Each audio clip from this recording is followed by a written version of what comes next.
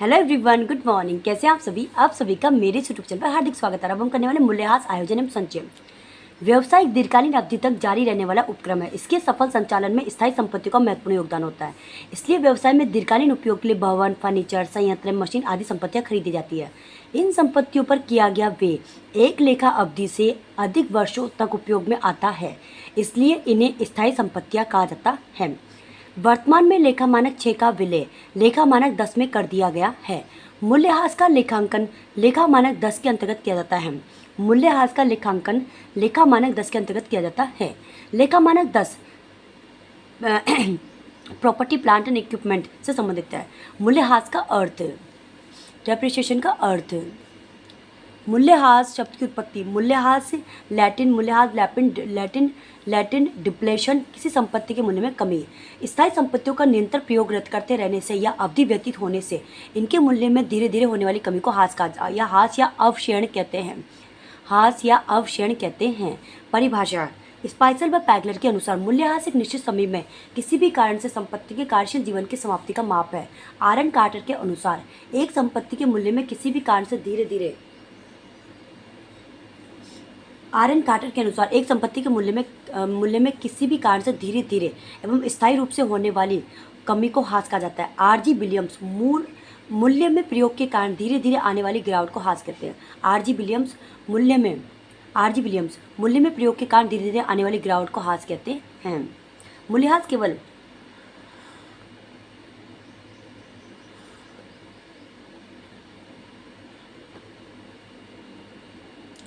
मूल्यह्रास केवल स्थायी संपत्तियों पर लगाया जाता है। मूल्यह्रास केवल स्थायी संपत्तियों पर लगाया जाता है। ऐसी संपत्तियां जिन पर मूल्यह्रास नहीं लगाया जाता। धातु या पत्थर पर ह्रास नहीं लगाया जाता, परंतु ज्वेलरी पर ह्रास लगाया जाता है।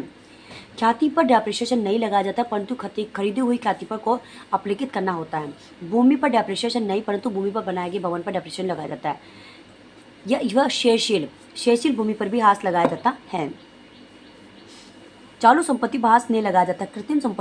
चालू संपत्तियों पर डेप्रिसिएशन नहीं, कृत्रिम संपत्तियों पर नहीं और विनियोगों पर डेप्रिसिएशन नहीं। चलिए आगे देखिए।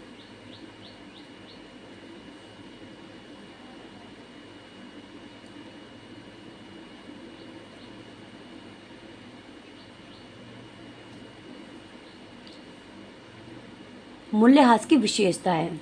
मूल्यह्रास स्थायी संपत्तियों के पुस्तक मूल्य में होने वाली कमी है।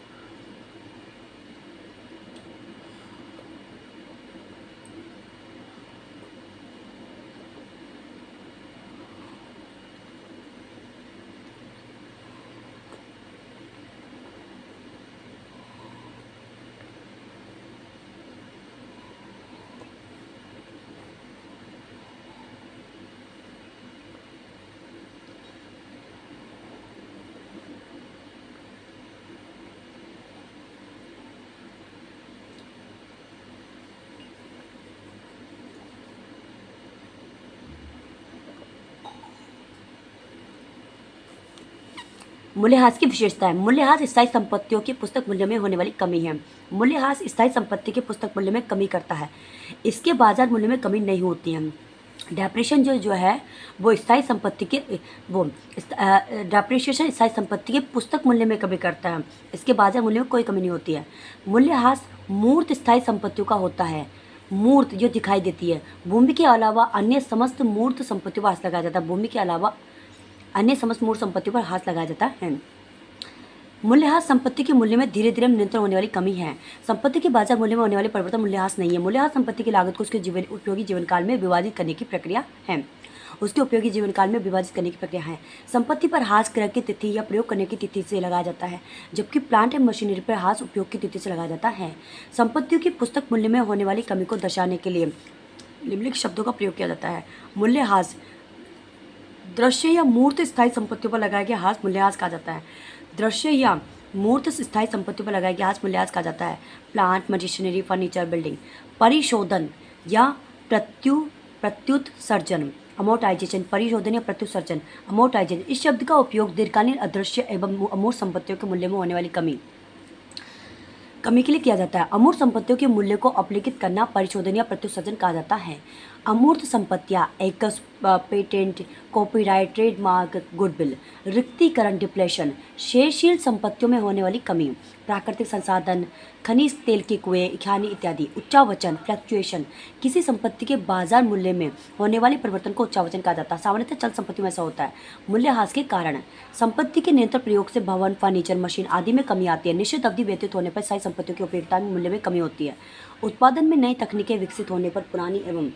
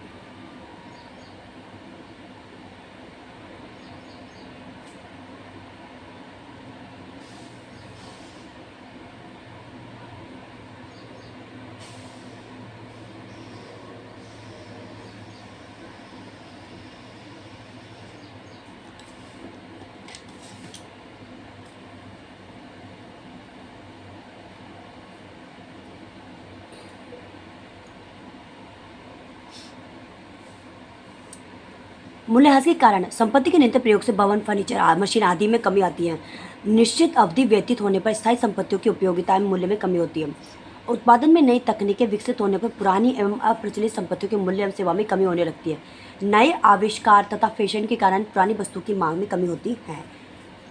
खानों तथा तेल के कुओं खानों तथा तेल के कुओं, प्राकृतिक संसाधनों के निरंतर दोहन के कारण मूल्यों में कमी होना। खानों तथा तेल के कुओं, प्राकृतिक संसाधनों के निरंतर दोहन के कारण मूल्यों में कमी होना। दुर्घटना के कारण भी संपत्ति मूल्य में कमी होती है। दुर्घटना के कारण भी संपत्ति के मूल्य में कमी होती है। संपत्ति यदि कानूनी प्रयोग करने के लिए अधिकृत है तो अधिकृत अवधि की समाप्ति के बाद संपत्ति का मूल्य शून्य हो जाता है। संपत्ति यदि कानूनी प्रयोग करने के लिए अधिकृत है तो अधिकृत अवधि की समाप्ति के बाद संपत्ति का मूल्य शून्य हो जाता है। मूल्यह्रास लगाने की आवश्यकता। व्यवसाय में सही एवं वास्तविक लाभांश ज्ञात करना। व्यवसाय की सही व वास्तविक आर्थिक स्थिति की गणना करना। संपत्ति के प्रतिस्थापन हेतु कोषों की व्यवस्था करना। व्यवसाय में सही उत्पादन लागत ज्ञात करने के लिए सामग्री, श्रम तथा अन्य व्ययों के अतिरिक्त स्थायी संपत्तियों का ह्रास भी लागत में सम्मिलित करना। वैधानिक आवश्यकता। कंपनी अधिनियम 2013 की धारा 123 के अनुसार लाभांश वितरण से पूर्व लाभों में से मूल्यह्रास घटाया जाना अनिवार्य एवं आवश्यक है। मूल्यह्रास से संबंधित अवधारणाएं। निरंतरता की अवधारणा। व्यवसाय दीर्घकालीन अवधि तक निरंतर चलने वाला उपक्रम है, अतः व्यवसाय में स्थायी संपत्ति को पूर्णतः अवलोकित नहीं करते हुए केवल संबंधित वर्ष के अनुसार ही अवलोकित किया जाता है। मिलान की अवधारणा। इस अवधारणा के अंतर्गत अवधि विशेष में अर्जित आयों का मिलान उसी अवधि के व्यय से किया जाता है। मूल्यह्रास को व्यय मानते हुए लाभांश खाते के अंदर दर्शाया जाता है। उपार्जन की अवधारणा। इस अवधारणा में आगम व व्यय को उस समय लिखते हैं जब वे देय हो। स्थायी संपत्ति का वह भाग जो 1 अप्रैल से 31 मार्च तक प्रयोग किया जाता है वह खर्चा माना जाएगा। ह्रास योग्य संपत्तियां। जिन स्थायी संपत्तियों का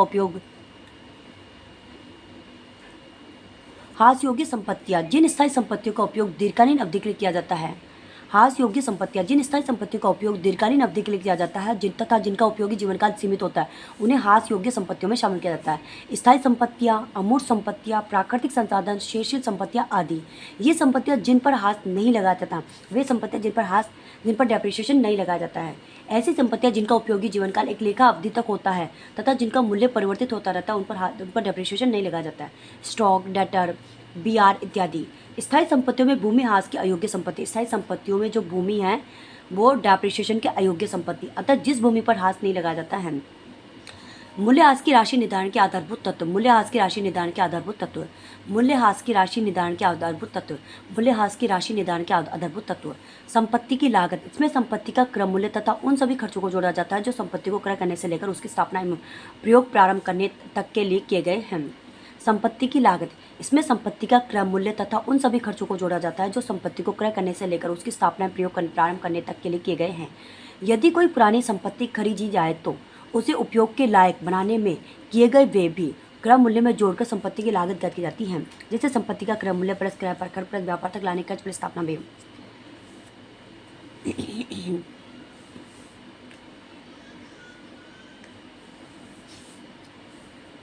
यदि कोई पुरानी संपत्ति खरीदी जाए तो उसे उपयोग के लायक बनाने के लिए किए गए वे भी क्रय मूल्य में जोड़कर संपत्ति की लागत ज्ञात की जाती है। जैसे संपत्ति का क्रय मूल्य प्लस क्रय पर खर्च प्लस व्यापार तक लाने के खर्च प्लस स्थापना व्यय।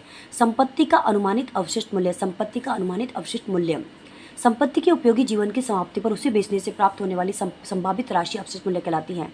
संपत्ति के उपयोगी जीवन की समाप्ति पर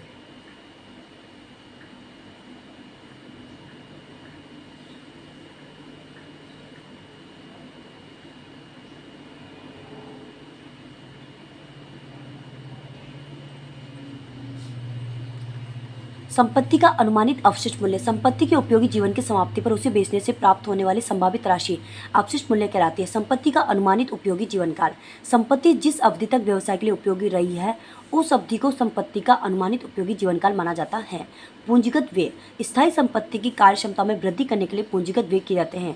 इसकी राशि संपत्ति की लागत में जोड़कर मूल्यह्रास निकाला जाता है। अप्रचलित होने की संभावना संपत्ति में निरंतर नए आविष्कार होने की वजह से पुरानी संपत्ति के अप्रचलित होने की संभावना बनी रहती है, जिससे संपत्ति को कम अवधि में ही अधिक हास मानते हुए अपरेखित करना होगा। हास लेखांकन की विधियाँ स्थायी संपत्तियों हास लेखांकन की विधियाँ।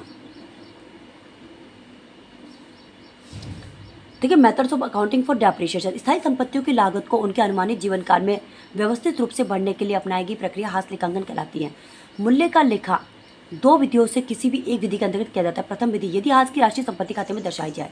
इस विधि का उपयोग तब जब पुस्तकों में हास का प्रावधान खाता प्रोविजन फॉर डेप्रिसिएशन अकाउंट नहीं खोला जाता है। इस विधि के अंतर्गत किसी विशेष वर्ष में चार्ज की जाने वाली मूल्यह्रास की राशि को डेबिट तथा संपत्ति खाते को क्रेडिट किया जाता है। मूल्यह्रास खाते की राशि को अन्य आयगत व्यय की तरह लाभांश खाते के डेबिट पक्ष में हस्तांतरित कर दिया जाता है।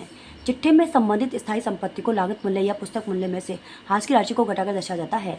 इसमें संपत्ति के पुस्तक मूल्य में कमी होती है। संबंधित एंट्रीज संपत्ति क्रय करने पर fix assets account debit to bank account है। संबंधित प्रविष्टियाँ संपत्ति क्रय करने पर fix assets account debit to bank account है। हास की राशि का लेखांकन करने पर तो depreciation account debit to assets account है। हास की राशि लाभानी डेप्रिसिएशन की राशि लाभानी खाते में ट्रांसफर करने पर ये क्या खर्चा है तो P and L account debit to depreciation account. संपत्ति के विक्रय पर एंट्रीज है। जब हास हेतु प्रावधान खाता न खोला गया हो तो संपत्ति के विक्रय पर एंट्रीज, ठीक है। संपत्ति के विक्रय पर प्राप्त राशि तो कैश या bank account debit to assets account. संपत्ति के विक्रय पर हानि को तो हानि कब होगी जब डेबिट का बैलेंस ज़्यादा होगा तो P and L account debit to assets account. संपत्ति के विक्रय पर लाभ कब होगा जब क्रेडिट बैलेंस ज़्यादा होगा तो assets account debit to P and L account. द्वितीय विधि यदि हास हेतु हास आयोजन खाता बनाया जाए। द्वितीय विधि यदि हास हेतु हास आयोजन खाता बनाया जाए। जब पुस्तकों में मूल्यह्रास प्रावधान खाता खोला जाता है तब हास की राशि को मूल्यह्रास खाते में डेबिट तथा मूल्यह्रास प्रावधान खाते को क्रेडिट किया जाता है। इस विधि में संपत्ति को चिट्ठे में लागत मूल्य पर ही दर्शाया जाता है तथा हास प्रावधानी आयोजन खाते के शेष को चिट्ठे के दायित्व पक्ष में दर्शाया जाता है। इसमें संपत्ति का पुस्तक मूल्य समान रहता है। वर्ष के अंत में हास का प्रावधान करने पर depreciation account debit to provision for depreciation account. Depreciation account debit to provision for depreciation account. मूल्यह्रास खाते को बंद करने पर तो P and L account debit to depreciation account. मूल्यह्रास खाते को बंद करने पर तो P and L account debit to depreciation account. उपरोक्त दोनों की वैकल्पिक एंट्री करने पर तो P and L account debit to provision for depreciation account. संपत्ति के विक्रय पर एंट्रीज जब हास हेतु प्रावधान खाता संपत्ति के विक्रय पर एंट्री जब हास प्रोविजन फॉर डेप्रिसिएशन अकाउंट खोला गया हो तो हास प्रावधान खाते को संपत्ति खाते में ट्रांसफर करने पर provision for depreciation account debit to assets account.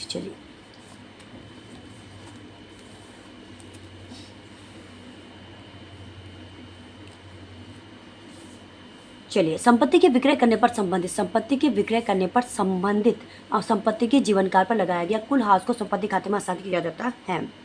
संपत्ति के विक्रय पर एंट्री, कैश या bank account, debit to assets account. संपत्ति के कैश या bank account to assets account. संपत्ति के विक्रय पर हानि तो वही सेम एंट्री हो जाएगी, लाभ है तो वही सेम एंट्री, असेट्स अकाउंट और पीएनएल अकाउंट। ठीक है। संपत्ति के विक्रय पर लाभ हानि की गणना, profit on sale of assets से।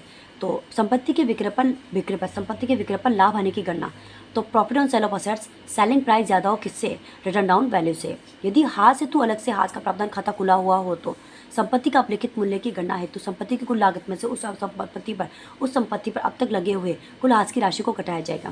रिटर्न डाउन वैल्यू बराबर total cost minus total depreciation.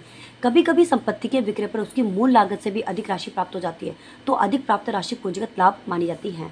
पूंजीगत व आयगत लाभ की गणना निम्नलिखित सूत्र से ज्ञात की जाएगी। पूंजीगत व आयगत लाभ की गणना निम्नलिखित सूत्र से ज्ञात की जाएगी। कुल लाभ बराबर विक्रय मूल्य माइनस अपलिखित मूल्य। पूंजीगत लाभ बराबर विक्रय मूल्य माइनस प्रारंभिक लागत। आयगत लाभ बराबर प्रारंभिक लागत माइनस अपलिखित मूल्य। एक मशीन की लागत 15,000 रुपये, यदि विक्रय के समय अपलिखित मूल्य 8,000 रुपये। ठीक है। एक मशीन की लागत 15,000 रुपये है, सेलिंग प्राइस। विक्रय के समय अपलिखित मूल्य 8,000 रुपये तथा विक्रय पर प्राप्त राशि 24,000 रुपये। तो पूंजीगत व आयगत लाभ हानि की गणना कीजिए। तो देखो विक्रय पर प्राप्त राशि, तो कुल लाभ तो कितना है, selling price minus return down value. तो ये 24,000 माइनस 8,000 16,000। कुल लाभ तो कितना हो जाएगा, विक्रय मूल्य माइनस अपलिखित मूल्य। पूंजीगत लाभ कैसे निकलेगा, विक्रय मूल्य माइनस प्रारंभिक लागत, विक्रय मूल्य माइनस प्रारंभिक लागत। और आयगत लाभ कैसे निकलेगा, प्रारंभिक लागत माइनस अपलिखित मूल्य। मूल्यह्रास की विधियाँ। मूल्यह्रास की विधियाँ, स्थायी किस्त विधि, क्रमागत शेष विधि, वर्षों के अंकों की योग विधि, वार्षिक वृद्धि विधि, विनियोग विधि, उत्पादन इकाई विधि, मशीन घंटा दर विधि, विद्युतीकरण विधि, पुनर्मूल्यांकन विधि, ह्रास कोष विधि। स्थायी किस्त विधि, इस पद्धति को समान किस्त विधि, सरल रेखा पद्धति, मूल लागत विधि के नाम से भी जाना जाता है। इस विधि में संपत्ति की मूल लागत पर प्रतिवर्ष एक निश्चित प्रतिशत की दर से हाथ लगाया जाता है। इस विधि के अंतर्गत हाथ की राशि प्रतिवर्ष समान रहती है। इस विधि में हाथ की राशि को ग्राफ पर अंकित करें तो एक सीधी सरल रेखा प्राप्त होगी, इसलिए इसे सरल रेखा पद्धति भी कहते हैं। इस प्रकार की प्रतिवर्ष समान राशि हाथ के रूप में काटने से संपत्ति का मूल्य शून्य अथवा उसके अवशिष्ट मूल्य के बराबर रह जाता है। मूल्यह्रास की प्रतिवर्ष चार्ज की जाने वाली राशि की गणना के लिए, मूल्यह्रास की प्रतिवर्ष चार्ज की जाने वाली राशि की गणना के लिए तो सूत्र, मूल्यह्रास संपत्ति की मूल लागत बटे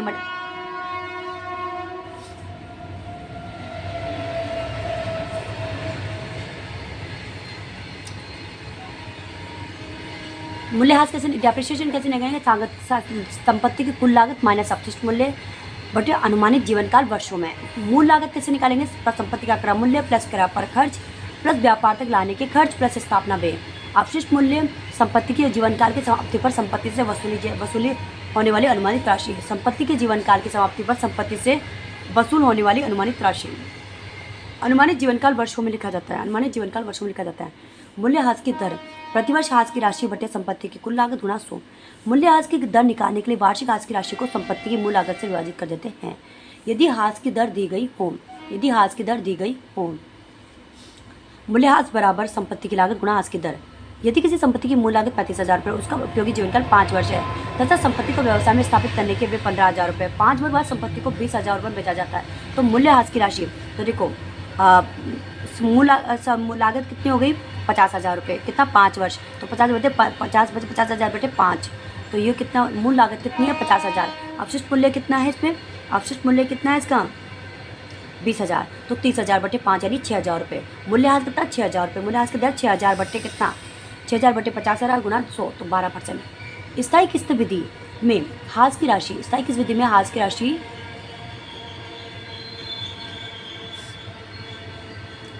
स्थायी किस्त विधि में ह्रास की राशि, स्थायी किस्त विधि में ह्रास की राशि का चित्रमय प्रदर्शन करने पर एक सरल रेखा बनती है। स्थायी किस्त विधि में ह्रास की राशि का चित्रमय प्रदर्शन करने पर एक सरल रेखा बनती है, इसलिए इस विधि को सरल रेखा विधि या सीधी रेखा विधि कहा जाता है। एक स्थायी संपत्ति जिसकी लागत 40,000 रुपये तथा जिस पर प्रतिवर्ष 8,000 रुपये हाथ लगाया जाता है, 5 वर्षों के ह्रास रेखा चित्र द्वारा इस प्रकार प्रस्तुत किया जाएगा। सीधी रेखा पद्धति के लाभ, इस पद्धति में ह्रास की गणना बहुत सरल है, अतः यह पद्धति अधिक लोकप्रिय है। इस पद्धति में लाभानी खाते में प्रतिवर्ष ह्रास की राशि समान ली जाती है। इस पद्धति में संपत्ति के पुस्तक मूल्य को उसके अवशेष मूल्य अथवा शून्य तक घटाया जा सकता है। क्रमागत शेष विधि, क्रमागत शेष विधि को घटती शेष पद्धति या अपलिखित मूल्य पद्धति भी कहा जाता है। क्रमागत शेष विधि को घटती शेष पद्धति या अपलिखित मूल्य पद्धति भी कहा जाता है। ऐसी संपत्ति जो जल्दी अप्रचलित हो उन पर ह्रास क्रमागत शेष विधि से लगाया जाता है। इस विधि के के अंतर्गत प्रथम वर्ष में हाथ संपत्ति के पुस्तक मूल्य पर लगाया जाता था। आगामी वर्षों में संपत्ति के अवलोकित मूल्य पर एक निश्चित दर से लगाया जाता है। इस पद्धति में संपत्ति का मूल्य तथा हाथ की राशि प्रतिवर्ष घटती जाती है, इसलिए इस पद्धति को घटती शेष पद्धति भी कहा जाता है। इस पद्धति में मूल्य हाथ की गणना करने पर संपत्ति का मूल्य कभी भी शून्य नहीं होता है। मूल्य हाथ की दर बराबर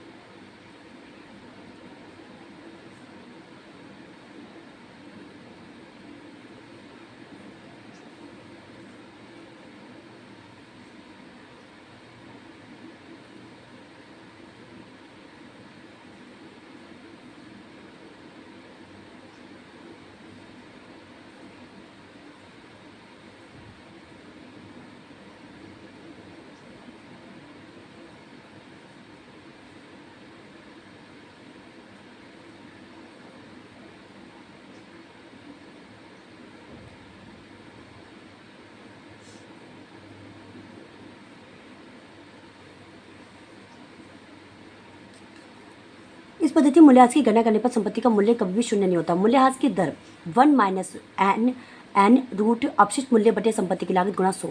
एन क्या है? Number of years of useful life of the assets. इस पद्धति में जैसे जैसे संपत्ति का मूल्य घटता जाता है वैसे ही हाथ की राशि भी घटती है। व्यवसाय में 30,000 रुपये की मशीनरी खरीदी गई और उस पर क्रमागत हाथ विधि से 3 वर्ष तक 10% की दर से वार्षिक हाथ लगाया जाता है। हाथ की गणना निम्नलिखित प्रकार से की जाएगी। Calculation of depreciation. तो फर्स्ट ईयर ऑन 30,000 गुना 10%, तो 3,000। सेकंड ईयर, ठीक है, तो ये निकल जाएगा, ये भी निकल जाएगा, ये भी क्वेश्चन सही। क्रमागत शेष विधि के लाभ देखिए। इस विधि से लाभ हानि खाते पर प्रतिवर्ष क्रमागत शेष विधि के लाभ। इस विधि से लाभ हानि खाते पर प्रतिवर्ष समान भार पड़ता है क्योंकि हाथ की राशि प्रतिवर्ष घटती है जबकि मरम्मत व नए व्यय का भार बढ़ता है। ये विधि कंपनी अधिनियम द्वारा मान्यता प्राप्त है। कौन सी? क्रमागत शेष विधि, कंपनी द्वारा मान्यता। स्थायी किस्त विधि और क्रमागत शेष विधि में अंतर। स्थायी किस्त विधि और क्रमागत शेष विधि में अंतर। चलिए, स्थायी किस्त विधि। इस विधि पर हाथ संपत्ति के मूल लागत पर लगाया जाता है। इस विधि में हाथ हर साल समान या स्थिर रहता है। इस विधि में संपत्ति का पुस्तक मूल्य शून्य हो सकता है। इस विधि में मूल्यह्रास व मरम्मत व्यय को मिलाकर राशि का लाभ हानि पर प्रभाव क्रमागत विधि की अपेक्षा अधिक पड़ता है। आयकर अधिनियम में इस विधि को मान्यता प्राप्त नहीं है। यह विधि उन संपत्तियों के लिए उपयुक्त है जहां मरम्मत व्यय तथा अप्रचलन की संभावना कम हो। क्रमागत शेष विधि। इस विधि में हाथ संपत्ति के पुस्तक मूल्य पर लगाया जाता है। इस विधि में हाथ प्रतिवर्ष घटता रहता है। इस विधि में संपत्ति का पुस्तक मूल्य कभी भी शून्य नहीं हो सकता, चाहे दर कुछ भी ना हो। इस विधि में मूल्यह्रास व मरम्मत, चाहे दर कुछ भी न हो।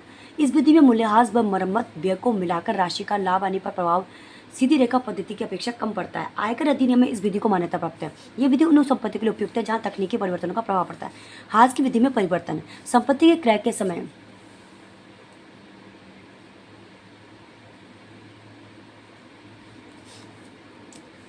हाथ की विधि में परिवर्तन। हाथ की विधि में परिवर्तन।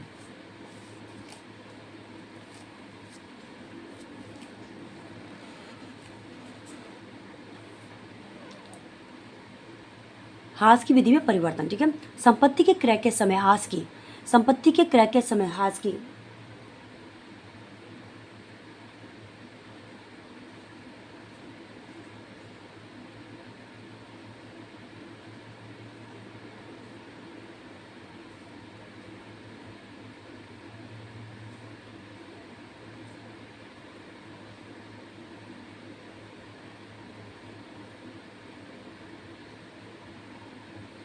संपत्ति के क्रय के समय हाथ की जो विधि चुनी जाती है उसे संपत्ति के जीवन काल में संपत्ति के हाथ के समय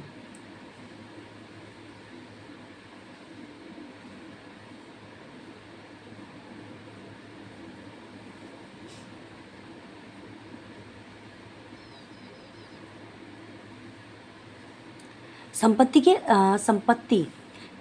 के क्रय के समय हास की जो विधि चुनी जाती है उसे संपत्ति के जीवन काल में लागू रखा जाता है, परंतु किसी कानून अथवा लेखा मानक की आवश्यकता के कारण कोई दूसरी विधि ज़्यादा उपयुक्त समझी जाए तो उस विधि को संपत्ति की क्रय की तिथि से ही लागू करना होगा। हास की विधि में परिवर्तन के समय निम्नलिखित चरणों में समायोजन करना होगा। हास की विधि में परिवर्तन के समय निम्नलिखित चरणों में समायोजन करना होगा।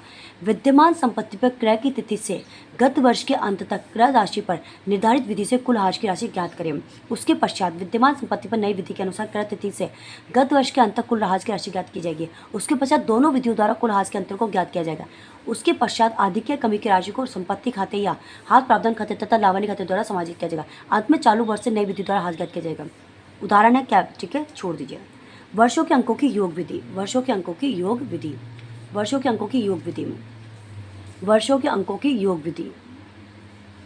Sums of ear digit method. यह विधि क्रमागत शेष विधि के समान है।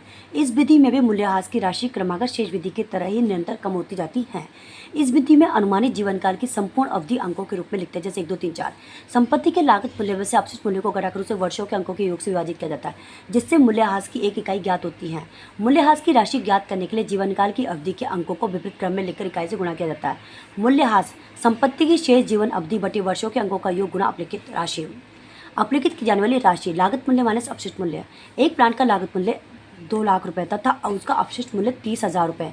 मशीन का अनुमानित जीवन काल 4 वर्ष है, तो प्रतिवर्ष मूल्यह्रास की राशि तथा अपलिखित मूल्य ज्ञात कीजिए। वर्षों के अंकों का योग तो 1, 2, 3, 4, 10। Return down value 2 lakh minus 30,000 1,70,000। प्रथम वर्ष मूल्यह्रास की राशि बराबर 4/10 गुना 1,70,000 तो 68,000। अपलिखित मूल्य 2 लाख माइनस 68,000 1,32,000। दूसरे वर्ष 3/10 गुना 1,70,000 51,000 तो 1/32 माइनस 51।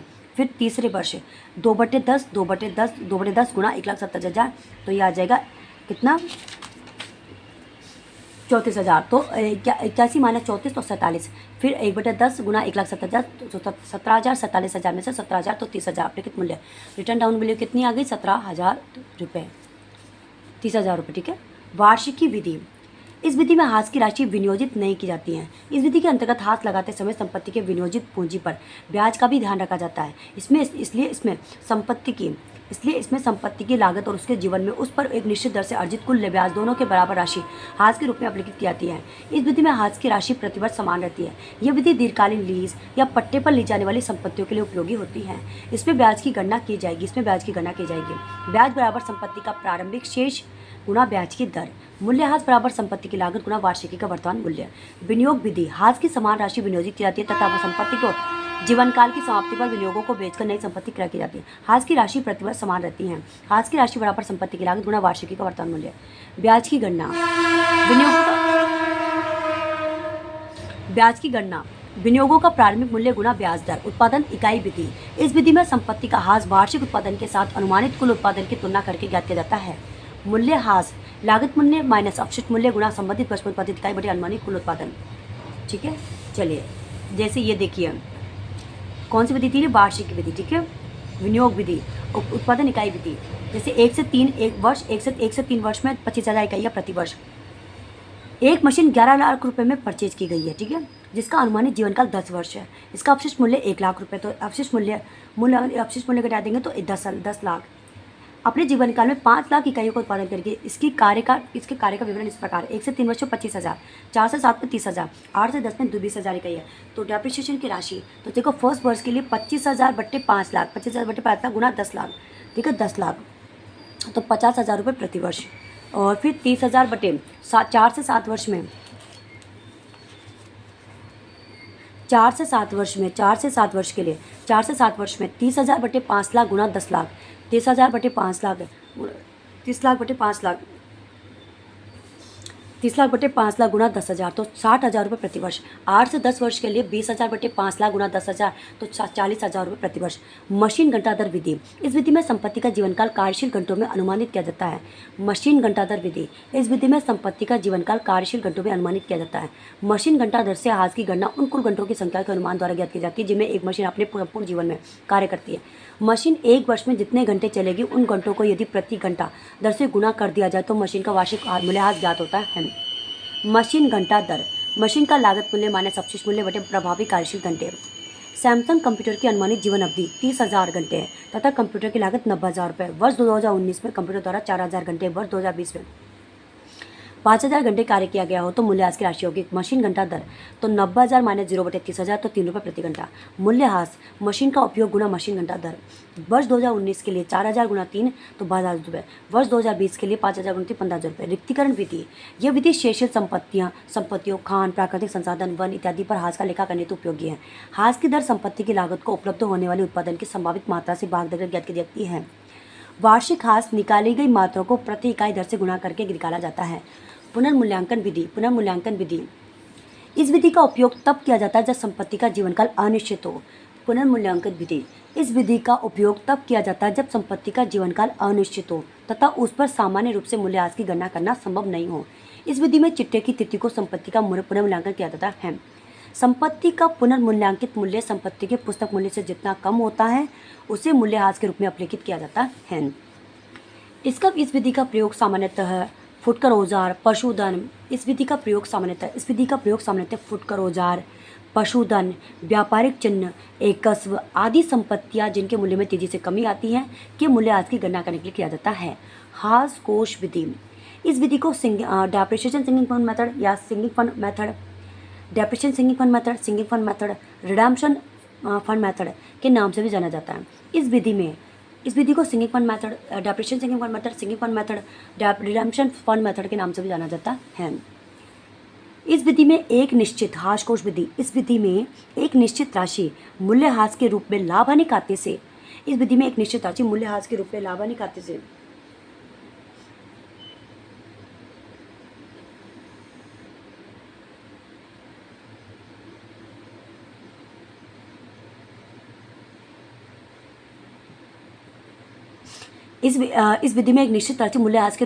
खाते से मूल्यह्रास कोष या सिंकिंग फंड खाते में हस्तांतरित कर देते हैं। इस राशि को व्यापार के बाहर अन्य प्रतिभूतियों में विनियोग कर दिया जाता है। विनियोगों से प्राप्त होने वाला ब्याज भी मूल्यह्रास कोष में जमा कर दिया जाता है और इसका भी विनियोग कर दिया जाता है।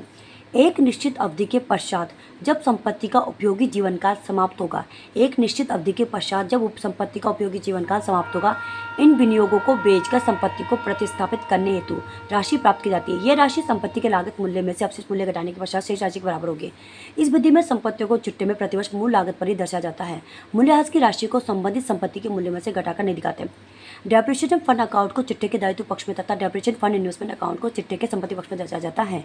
संपत्ति का जीवनकाल समाप्त हो जाता है तो मूल्यह्रास कोष का शेष संपत्ति खाते में हस्तांतरित करके खाते बंद कर दिए जाते हैं। हास के संबंध में लेखा मानक 10, हास के संबंध में लेखा मानक 10, हास के संबंध में लेखा मानक 10, हास के संबंध में लेखा मानक 10, हास के संबंध में लेखा मानक 10। ये लेखा मानक सभी हास योग्य संपत्तियों पर लागू होता है लेकिन निम्नलिखित संपत्तियों पर हास नहीं लगाया जाता है। हास के संबंध में लेखा मानक 10, हास के संबंध में लेखा मानक 10। यह लेखा मानक सभी हास योग्य संपत्तियों पर लागू होता है लेकिन निम्नलिखित संपत्तियों पर हास नहीं लगाया। प्राकृतिक संसाधन पर डेप्रिसिएशन नहीं, शेषित संपत्तियों पर नहीं, पशुधन पर नहीं, ख्याति पर नहीं, शोधन विकास पर नहीं। सीधी रेखा पद्धति तथा क्रमागत हाथ पद्धति से वस्तु की लागत ज्ञात करना। सीधी रेखा पद्धति तथा क्रमागत हाथ पद्धति से वस्तु की लागत ज्ञात करना। सीधी रेखा पद्धति तथा क्रमागत हाथ पद्धति से वस्तु की लागत ज्ञात करना। फॉर एग्जाम्पल,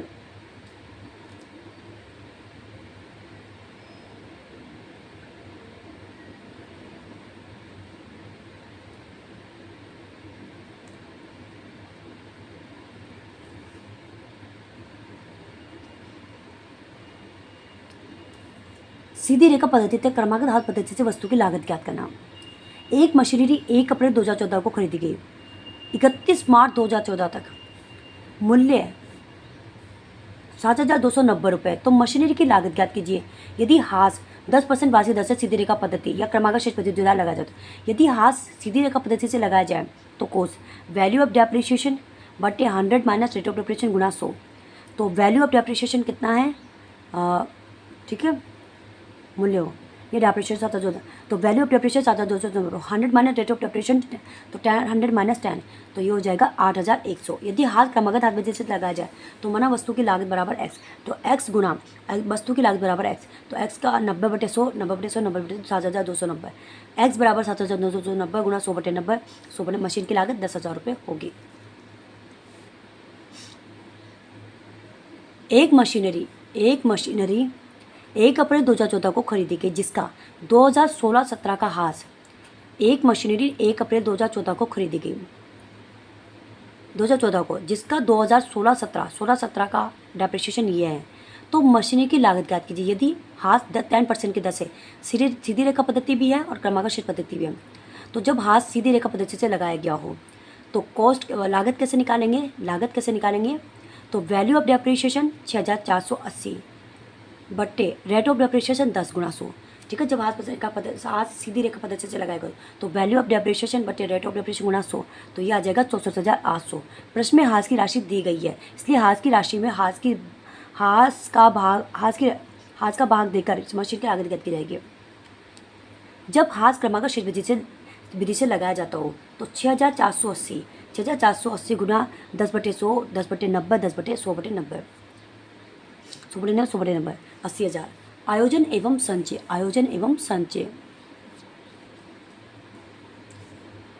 आयोजन, प्रोविजन और संचय। ठीक है, आयोजन का अर्थ है आयोजन एवं संचय व्यवसाय की आर्थिक एवं वित्तीय स्थिति को सुदृढ़ व्यवसाय की आर्थिक एवं वित्तीय स्थिति को सुदृढ़ बनाने के लिए व्यवसाय के वर्तमान लाभों में से कुछ राशि भविष्य में ज्ञात एवं अज्ञात दायित्व की पूर्ति के लिए रखी जाती है।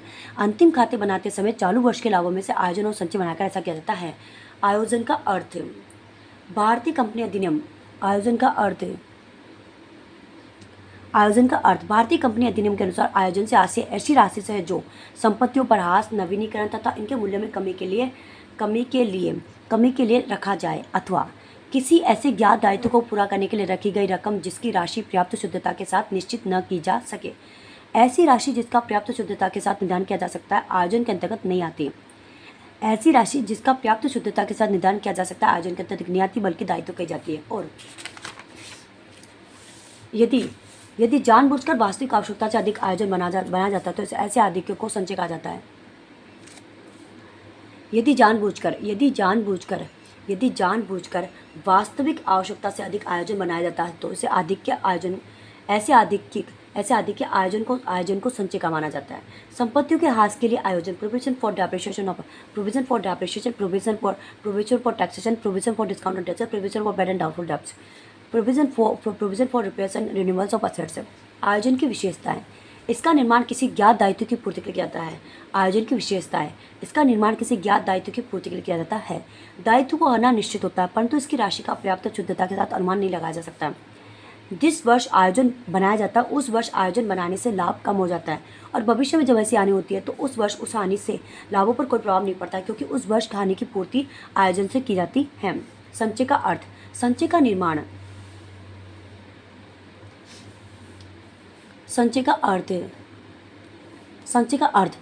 निर्माण भविष्य के अज्ञात दायित्वों अथवा हानियों की पूर्ति के लिए किया जाता है।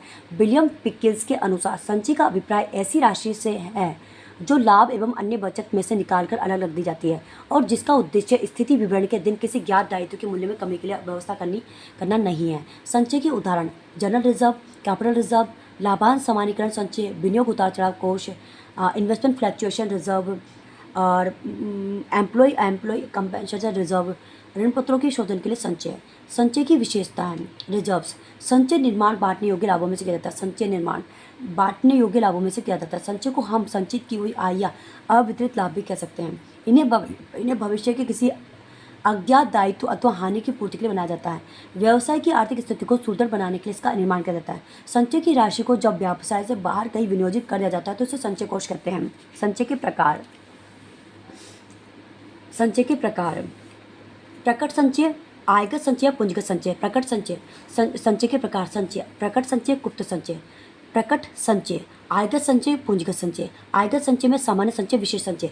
प्रकट संचय जिन्हें चिट्ठे के दायित्व पक्ष में विभिन्न शीर्षकों के द्वारा स्पष्ट रूप से जांचा जाता है उन्हें प्रकट संचय कहते हैं। 2 प्रकार के होते हैं। आयगत संचय। इन संचयों का निर्माण सामान्य व्यावसायिक क्रियाओं से अर्जित ऐसे लाभों में से किया जाता है जो लाभांश देने के लिए उपलब्ध हो। इन्हें 2 भागों में विभाजित किया गया है। सामान्य संचय। व्यापारी द्वारा कुल लाभों में से कुछ हिस्सा भविष्य की अनिश्चितताओं के लिए सुरक्षित रख दिया जाता है ताकि भविष्य में होने वाली कोई भी घटना की पूर्ति की जा सके। ऐसे रोके गए लाभ को सामान्य संचय कहा जाता है। विशेष संचय। जिस संचय को किसी विशेष उद्देश्य की पूर्ति के लिए बनाया जाता है उसे विशेष संचय कहते हैं।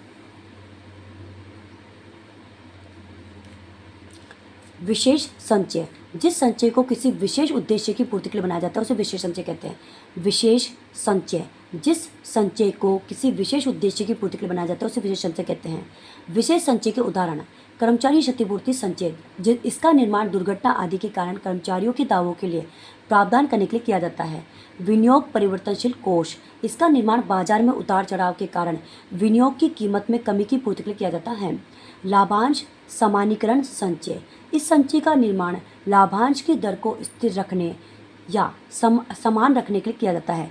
अधिक लाभ होने वाले वर्ष में राशि को लाभांश समानीकरण संचय में स्थानांतरित किया जाता है।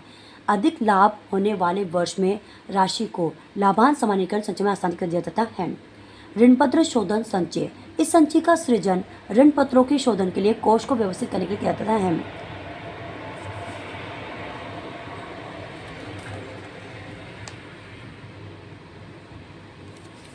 ऋणपत्र शोधन संचय, इस संचय का सृजन ऋण पत्रों के शोधन के लिए कोष को व्यवस्थित करने के लिए किया जाता है।